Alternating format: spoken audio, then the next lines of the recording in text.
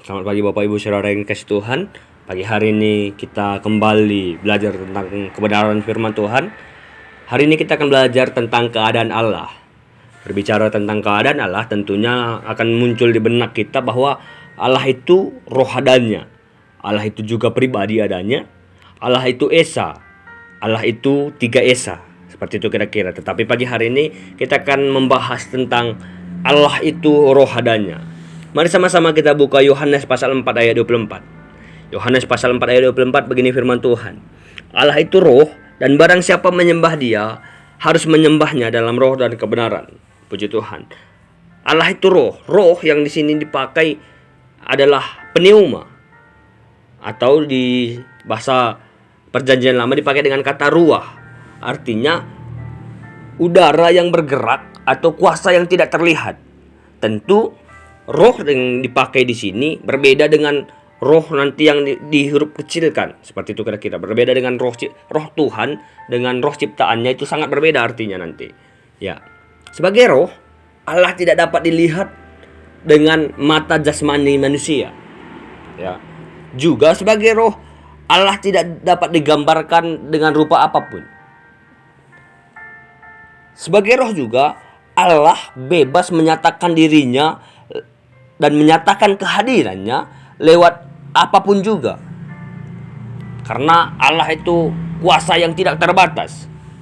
Juga Allah tidak terikat pada satu tempat, tidak terikat pada waktu dan batasan-batasan dimensi lainnya.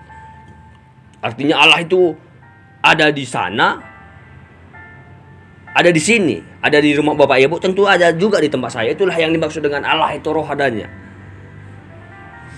Selanjutnya, firman Tuhan berkata bahwa barang siapa menyembahnya harus menyembah dalam roh dan kebenaran. Kata menyembah di sini dipakai dengan kata proskuneo. Proskuneo diartikan dalam penyembahan yang didasarkan dengan hubungan yang sangat dekat. Ya. Proskuneo ini dijelaskan bagaimana didasarkan dengan hubungan yang sangat dekat. Kalau dengan artian yang lain, di Perjanjian Lama dipakai kata sahah, itu sebagai memuji, menghormati, tunduk, taat, dan lain-lain sebagainya. Dan firman Tuhan berkata bahwa menyembah Tuhan harus dalam roh. Dalam roh di sini diartikan dalam jiwa, hati, dan pikiran. Ya. Dalam roh yang dimaksud di sini adalah jiwa, hati, dan pikiran. Dapat kita simpulkan, menyembah Tuhan harus dalam hati kita, dari dalam hati kita, dalam pikiran kita. Artinya bukan hanya sebatas kita di gereja menyembah Tuhan, berkata haleluya, puji Tuhan. Tidak hanya itu saja, tetapi juga dikatakan bahwa dari hati kita memang benar-benar mengagumi Tuhan. Makanya firman Tuhan yang lalu kita belajar tentang bagaimana hati itu tidak ada saprosnya. Berarti yang menyembah Tuhan dalam roh dan kebenaran itu benar-benar mencintai Tuhan dalam hati kita, dalam pikiran kita, menghormatinya. Dan ingat bahwa Allah itu roh adanya, tidak terbatas dalam ruang dan waktu. Artinya bukan hanya ketika kita di gereja saja kita menyembah Tuhan, tetapi dalam segala keadaan waktu, dalam setiap hari-hari kita. Ingat bahwa Allah itu omnipresent. Artinya Allah itu sebagai roh, dia maha hadir. Dia hadir dalam setiap kehidupan kita.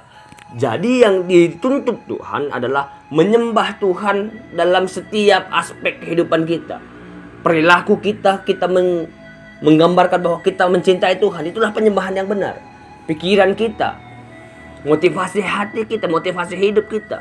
Makanya Paulus berkata di Roma bahwa persembahkanlah tubuhmu sebagai persembahan yang hidup.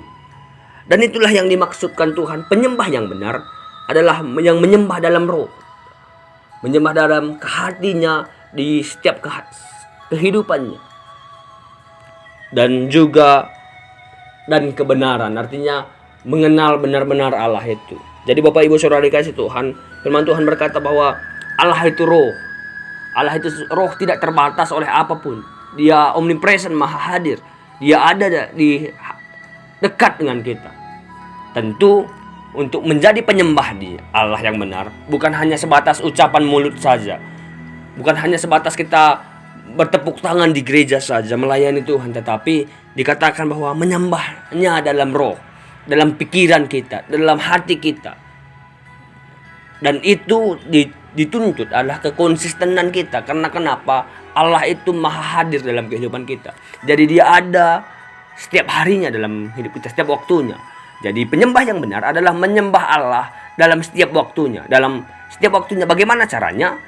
Dalam hatinya tetap memuliakan Allah. Dalam pikirannya terpancar pikiran-pikiran memuliakan Allah.